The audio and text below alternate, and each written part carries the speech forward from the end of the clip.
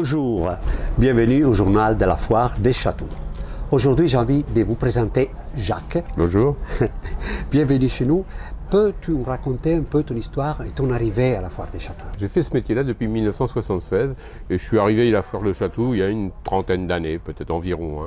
Puisqu'en ayant fait beaucoup d'expositions de petits salons, je me suis aperçu que c'était intéressant d'être 10 jours sur une expo où on voyait une clientèle internationale. Enfin voilà, donc voilà pourquoi je suis arrivé à Chatou. Oui. Si on peut dire. C'est tellement disparate, Chatou. Ça va du petit truc qui va coûter 1 euro, 2 euros à celui qui va coûter 20 000 euros. Donc c'est quand même variable. Qu'est-ce qui t'attire? Qu'est-ce qui te plaît? m'attire? J'aime l'ambiance de Chatou, je ne peux pas t'expliquer pourquoi. Alors avant, on avait des vieilles baraques en bois, vertes, tu n'as pas connu ça. Et voilà, c'était. Mais il y a une ambiance à Chatou que je ne trouve pas ailleurs. Dans les petits salons un peu guindés, c'est pas pareil. Chatou, c'est Chatou, voilà, on ne peut pas expliquer. Tu vois ce que je veux dire? C'est un truc qu'on n'explique pas, mais qui fait partie du folklore. Je me rappelle un antiquaire qui m'avait dit moi, quand je termine les châteaux de septembre, j'attends les châteaux de mars. Oui, mais il y a un peu ça, c'est vrai, on y pense, on dit dans 6 mois, on va revenir. Quoi. Oui. Tu vois, on vit quand même un mois de l'année à Chatou sur l'île, hein, grosso modo. Avec l'installation, ça dure 15 jours, donc on est 2 fois 15 jours, on est un mois de l'année à Chatou, voilà, dans notre vie. Voilà, quand même, ce truc. Comment s'articule ton métier en général, hein, ici et en général? Dire, moi, je suis un antiquaire généraliste, hein, si je puis dire, entre guillemets.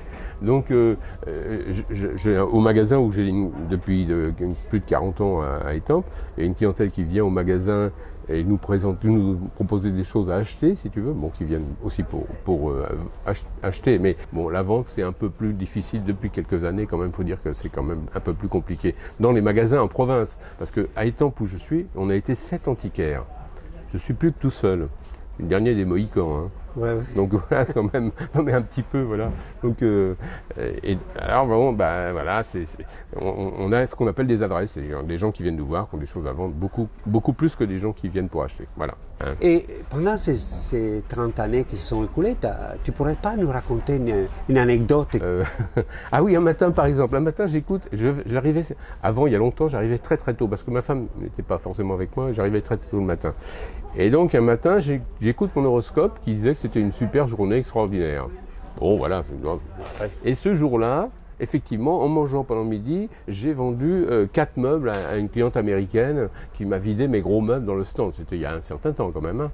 Mais donc je me suis dit, tiens, c'est rigolo parce que ce matin, mon horoscope était tout à fait favorable et finalement, ça s'est avéré vrai, ce qui n'est pas toujours le cas, quand même, disons. C'est-à-dire que vous écoutez depuis, vous écoutez toujours l'horoscope? Non, je ne l'écoute pas, mais tu vois, je me suis dit ce jour-là, tiens, voilà. Et justement, j'ai envie maintenant qu'on puisse se déplacer sur ton, stand. On peut y aller? On y va. Alors, après toi. En étant généraliste, tu peux tomber sur des... Bonjour. Bonjour. Tu peux tomber sur des pièces rares, que ce soit du mobilier, ça peut être une émonte, ça peut être... Oui, absolument, oui, effectivement. Et donc, tu as élargi aussi tes connaissances en faisant ça?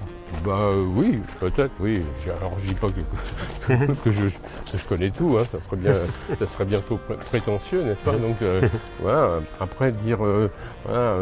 bon, j'ai fait beaucoup de mobilier. Là, par exemple, là, tu vois un joli meuble bourgeois du 19e siècle. Tu vois, un joli secrétaire à cylindre, enfin, avec un abattant qui se referme. Voilà, un joli meuble qui est pas prétentieux, enfin, c'est pas une pièce exceptionnelle, mais c'est un joli meuble de qualité, tu vois. Moi, j'aime bien la dorure, comme elle a été réalisée, parce qu'il reprend beaucoup d'idées. Là, on a refait le cuir, si tu veux, qui était... Et puis, ils ont fait la frise autour, voilà, un peu dans l'esprit de l'époque, voilà. Ça, c'est un joli meuble. Bon, c'est pas... Là, tu as un tableau signé de Strauss, qui est un joli tableau, joli paysage, qui est début 20e, un peintre qui a une côte, qui a une petite côte, tu vois. Ah, ça, bon, voilà. C'est très varié. Après, tu peux voir, là-bas, tu as une commode 18e. Oui, voilà. Là, bon, voilà, commode, jolie commode en noyer, en bel état. Très belle. Voilà, c'est un joli meuble aussi, ça. Moi, tu vois, je suis très généraliste. Par exemple, je suis le dernier des Mohicans qui fait encore une armoire. Il n'y a pas beaucoup d'armoires sur la foire. Et moi, j'ai une armoire. Ah, une jolie armoire, ouais, ouais. Chapeau de gendarme, merisier, en bel état, voilà, un joli meuble régional, sympathique. D'accord. Mais là, je vois aussi que tu as un petit livre. Ça, c'est très marrant, voilà. Ouais. Ça, c'est très marrant parce que c'est des choses, tu vois, c'est ce qu'on donnait aux concessionnaires Citroën Oui. en 1933. Ah, Alors donc il y a toute l'explication de ce qu'ils devaient faire pour dépanner, Selon pour être gentil avec les clients, c'est assez rigolo. Ouais. Tu vois, c'est c'est incroyable. Ils expliquent du début à la fin comment il faut accueillir les clients, non mais même comment organiser le garage, comment faire c'est incroyable ce truc. Et c'est ce qu'ils donnaient à l'époque aux concessionnaires. Voilà. Ouais. Et alors là, il y a un truc qui est plus rigolo. Alors, c'est monsieur qui disait. Ça, c'est pas très vieux. Hein. Ce qui est très marrant de cette histoire-là, c'est qu'en 1976, quand ils ont sorti la CX, oui. Ils ont invité les agents Citroën à Rennes pour leur présenter la voiture. Et donc, à l'occasion, ils leur ont donné une médaille, comme ça, tous les agents partaient avec une médaille. Et ils partaient également avec une CX neuve. Et ce monsieur qui m'a vendu tout ça, il est parti avec une CX neuve et il est tombé en panne avant d'arriver à Paris avec la CX. C'est assez rigolo quand même. Alors qu'elle était toute neuve. Enfin bon, ça un peu... C'est une anecdote quand même. Voilà, on n'est plus trop dans l'Antiquité, mais bon, voilà, c'est assez rigolo. L'histoire est rigolote, quoi. Voilà.